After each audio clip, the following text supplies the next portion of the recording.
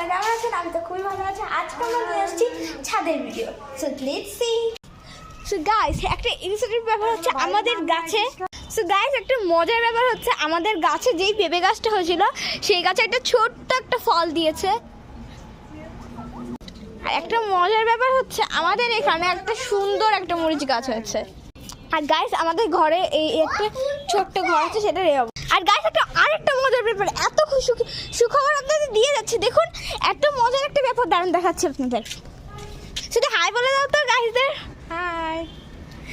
এই দেখুন, আমাদের টমেটো গাছে কি সুন্দর সুন্দর টমেটো হয়েছে, একদম ঝাঁকে ঝাঁকে টমেটো। ওয়াও গাইস, কাদের কাদের বাসায় টমেটো গাছ আছে অফকোর্স কমেন্টে বলবেন। কি সুন্দর সুন্দর টমেটো, ওয়াও, জাস্ট দেখার মতন।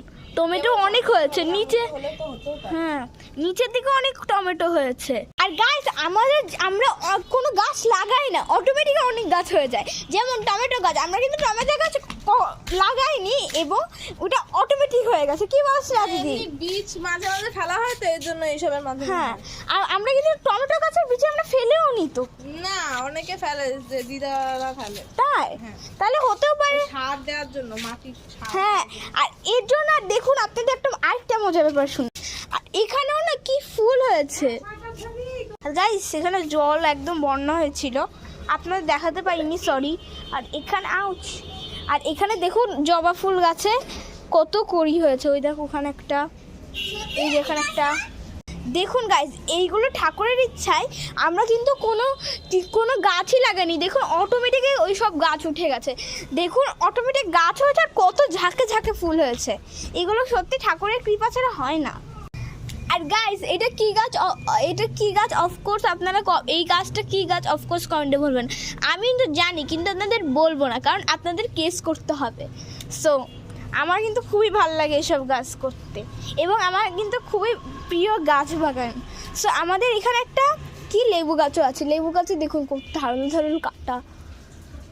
আর এখানে দেখুন অটোমেটিক আমাদের এখানে অনেক গাছ হয়। যেমন এই গাছগুলো কিন্তু আমরা কোনো গাছ লাগাই না, যেগুলো টপে সেগুলো বা লাগিয়ে থাকি, কিন্তু এছাড়া আমরা বাদ বাকি গাছে অটোমেটিকই গাছ উঠে যায়।